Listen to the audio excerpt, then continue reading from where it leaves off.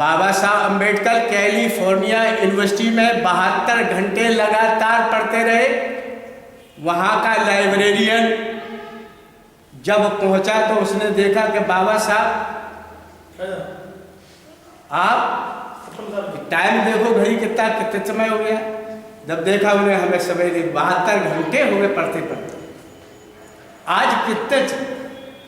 आज चिंतन और मनन की बात, हम कितना घंटा सोते हैं, कितना हम चिंतन समाज के लिए करते हैं, कितना सब समाज का अपने आप अपने परिवार के लिए करते हैं।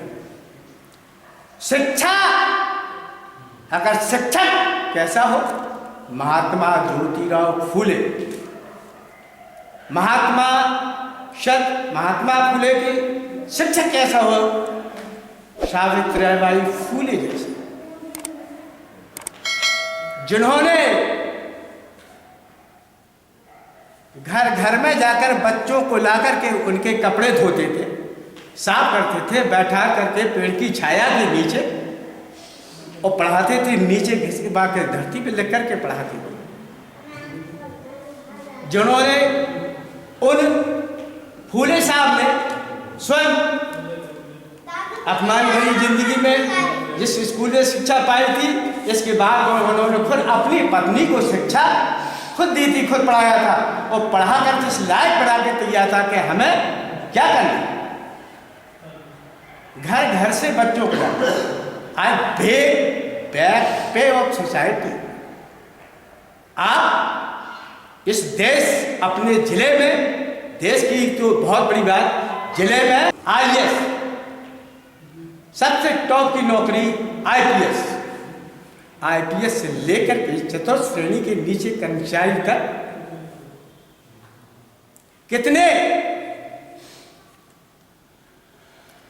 लोग शिक्षित होकर के नौकरी पाना कर रहे हैं। उन करने वालों में देखिए, मैं उदाहरण दूं, मैं जो है आपको बताऊं कौम का संगठन शिक्षा का क्या उद्देश्य अच्छी होती है। राजस्थान में एक गांव था आदिवासियों का, जिसमें मीना जात के लोग रहते थे।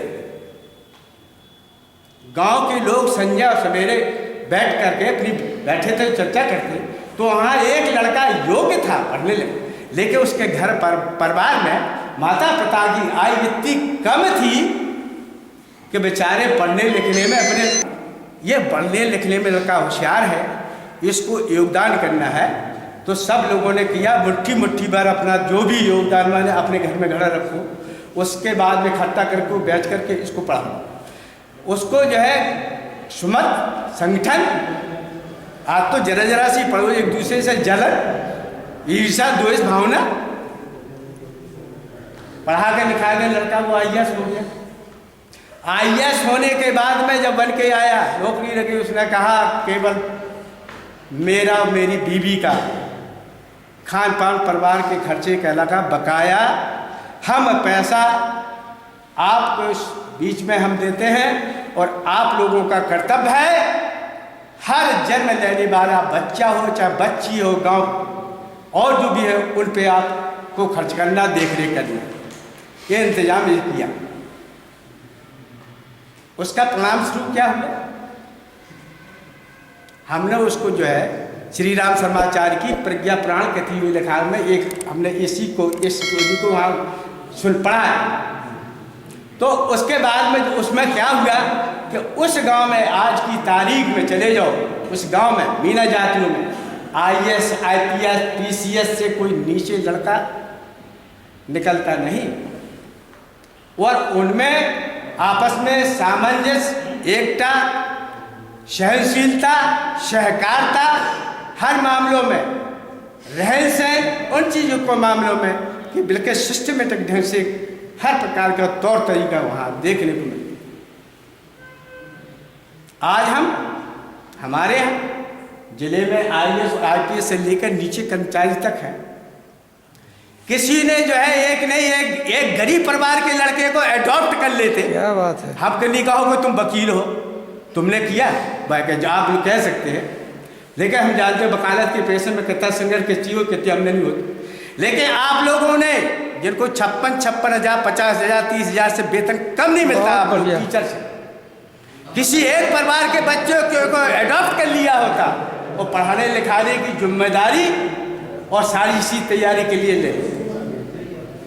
आप लोग गांव-गांव में जाकर के पढ़े लिखे बेरोजगार तमाम लड़के अपने ही समाज के मिलते हैं, उनको संगठन बना करके जो गांव के बच्चे हैं स्कूल के बाद में जो इकट्ठे होकर उनको पढ़ाने लिखाने के लिए कुछ व्यवस्था, उनको पढ़ाने वाला कोई व्यवस्था करते, वे पढ़ाते रहे तो उच्च शिक्षा का स्तर थोड़ा ऊंचा उठता पढ़ाई लिखाई में। आज की स्थिति कोरोना के समय सबसे ज़्यादा किसका नुकसान हुआ? किन बच्चों को जिस शिक्षा की रोशनी से गए, शिक्षा ही एक रोशनी है। बताओ ना, हम संगठन बनाए, पद के भारी बने, पद को लाए, उसके लिहाज से ऊपर उठे और चीज़ें चर्चा करें, हमें चीज़ मिली। इस चीज़ नहीं, बुनियादी चीज़ जब बाबा साहब अम्बेडकर ने रात और दिन कभी किसी ने सोते नहीं जागते देख पाया कि कब सो लिया, रात में जगते चिंतन मनन करते। इस समाज के लिए, जिस समाज में कुत्ता बिल्लियों को तो सम्मान दिया जाता था, जानवरों को सम्मान दिया जाता था, लेकिन हमारे लोगों को, बुजुर्गों को अपमानित किया जाता था, उनके खान पान में, रहन सहन में, हर चीज़ में। जिसको बाबा साहब जब जाते थे गांव में कहते थे ये मरे गए, पहले हमारे पुरखा लोग मरे गले पशुओं का खाते थे मांस, छील करके लाते थे, घर में सुखा लेते थे। बाबा साहब अम्बेडकर जाकर के समझाते थे कि ये तुम क्या, जब वहाँ कौवा, गीधा, कुत्ता वगैरह ये जब दौड़ते तो उनसे लाठी डंडा दे के मारते थे। बाबा साहब समझाते थे कि ये इनसे संघर्ष कर रहे हैं, इनसे लड़ाई झगड़ा कर रहे हैं, ये उनकी खाने की चीज़ है, तुम क्यों खा रहे थे, तुम बदलो, तुम्हारा खान पान दूसरा है, ये खान पान को त्यागो। तो बाबा साहब को ईंट पत्थर मारा जाता था, अपमानित किया जाता। बाबा साहब को ने कभी जीवन में समझौता नहीं किया। मजबूरी में 14 अक्टूबर 1932 को गांधी जैसे छल कपटी ने, जो 2 इलेक्टेड की बात की जाती है विधानसभा और लोकसभा में, जो हमारे प्रतिनिधि राजनीतिक चुने जाएंगे, उसमें केवल हमारे ही लोग मतदान करेंगे, गैर और जो समाज के लोग वो मतदान नहीं करेंगे। बाबा साहब ने इसलिए कि हमारा बना हुआ आरक्षण के जो आदमी सभी लोग मतदान करेंगे तो हमारे लोग जिसको पसंदीदा समझेंगे कि ये हमारा प्रतिनिधि होगा, सही बात हमारी करेगा, तो उसी के तो उसी को चयन करेंगे। तो 2 वोट का सिद्धांत का छीन लिया था मजबूरी में का, जब हत्या करने की गांधी ने इंसान किया, उसके वजह से मजबूरी में बैक हटना पड़ा। बाबा साहब अम्बेडकर का त्याग, जब हिंदू कोड बिल को पार्लियामेंट में पेश किया और पार्लियामेंट में उसी सरकार के रहने वाले पंडित जवाहरलाल नेहरू लोगों ने जो है पास करने में सहयोग नहीं दिया, विरोध किया। बाबा साहब का त्याग कर बाबा साहब ने विधि मंत्री पद से इस्तीफा दे दिया। आज बाबा साहब के द्वारा लिखी, बाबा साहब की चर्चा करते, भारतीय संविधान किसके पास में है? बाबा साहब के द्वारा लिखी हुई किताबें, 40 किताबों का पूरा सीरीज है, फिलॉसफी ने हिंदूज में किताब पढ़ी। तो बाबा साहब की बात करते, बाबा साहब की बात करने के, बाबा साहब क्या है? Process of thoughts. बाबा साहब क्या है? प्रोसेस ऑफ थॉट्स, विचारों की एक श्रृंखला, एक प्रक्रिया है। बाबा साहब पे कितना बोलोगे, कितनी बाबा साहब की चर्चा करोगे? बाबा साहब के द्वारा लिखी हुई किताबों को, अगर मेरा सुझाव यह है कि हर गांव में हमारे लोगों में लाइब्रेरी, पुस्तकालय, भगवान गौतम बुद्ध की और चीज़ की जो कुछ किताबें गांव में वितरित की जाए और गांव में लाइब्रेरी स्थापित की जाए, लोगों को जगाया जाए, शिक्षा के प्रति, संगठन के प्रति, संघर्ष के प्रति, आज के बने हुए कानून कायदों के प्रति जगाने का कर्तव्य किसका है? आज हम बुनियादी चीज़ जो बात करते हैं, बुनियादी चीज़ जो चीज़ है हमने पढ़ा है। मैं जो है कक्षा 1 से ममाने गलगाम पढ़ा हूँ। मेरे टीचर्स लोग रात के टाइम बुला लेते थे, घर से बुला देते और रात के टाइम पढ़ाते थे, और सुबह उठाते थे 4 बजे, फिर 4 बजे पढ़ाते थे।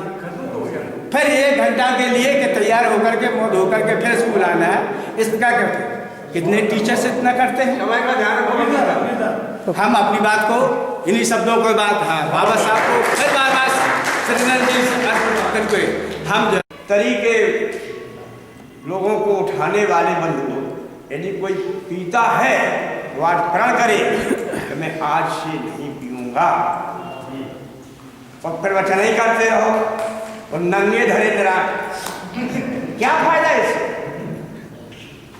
हम तो क्या थी 82 साल के हो गए यार, हम तो अंडा बकरा कुछ नहीं खाते हो, बोल रहा हूं। दूसरी बात, सम्मानित साथियों, अपने अपने गांव में वास्तव बाबा साहब भगवान उसको मानते हो तो अपने अपने गांव में सबको मिलकर के तुम ज़्यादा पैसा लगा दिए, छोटा बुद्ध विहार जरूर बना। अब एकदम कहते हो फलाने को नहीं पूजा, यहाँ की संस्कृत तो पूजा पाठ की है, तो जब आप बुद्ध विहार बना देंगे छोटा सा, तो विवाह शादी में बाल बच्चा होने पर माताएं बहनें जाएंगी, अगरबत्ती चढ़ाएंगी, नमन करेंगी भगवान बुद्ध को, बाबा साहब। भाई इसका कोशिश करिए इस बात, हम प्रवचन करते रहें और काम कुछ नहीं कर रहे। सुन रहे संचालक महोदय, आपको भी करना है, सबको करना है यार। जब तक त्याग नहीं करोगे धन का, फिर धन का त्याग नहीं करोगे, कैसे तुम्हें बाबा साहब ने कहा था 1% 2% खर्च करना, और ये तो सब कमाने वाले लोग बैठे हैं। वकील साहब भले थोड़ा कम कमाते हो, लेकिन यहाँ तो सब प्राइवेट। तो भैया हो, जब संस्कृति और बताएं 22 प्रतिज्ञाओं को मैं और बताऊं कि आप बाबा साहब ने उसमें कहा था, लेकिन कोई न ब्रह्मा को पूजे, न को विष्णु को पूजे, न को शंकर, कहा कि बड़े अस्थिर मर्द का मनी मानूंगा और लड़ाई कर लूँगा जा करके खाम खाम। कौन पूछता बताइए? कोई नहीं पूछता है। और क्यों कह करके, और बाबा साहब ने कहा था समय समय पर अपनी चीज़ को थोड़ा कहिए जहाँ जरूरत है। हम खाम लड़ाई झगड़ा और पैदा करने, खाम अपनी बुराइयों को दूर नहीं कर रहे, और हम किसको नहीं माने, किसको नहीं माने। अरे तुम भगवान बाबा साहब को मानो, बाबा साहब ने कहा था शिक्षित बनो, शिक्षक करो, संगठन करो और विकास के लिए संघर्ष करो। नहीं घर ही घर में लड़ाई हो रही है, बताओ किन के घर में लड़ाई नहीं हो रही बताइए। हमें तो ये लगता है सब जलते, भाई भाई से जलता है, और बाप बाप को मारा पीटी करते लोग। तो पहले अपने परिवार को सुधारिए, अपने को सुधारिए, समझिए ना। बाबा साहब तो बहुत बड़ी उच्च कोट की हस्ती थे, भगवान ही थे हमारे लिए। तो बाबा साहब तो फटी लंगोटी पहन करके स्कूल जाते थे। 4 दिन की माता जी उनकी भैया कूट के लड्डू बना करके ले जाते थे, अंदर बैठ नहीं पाते थे, टाट ले जाते थे।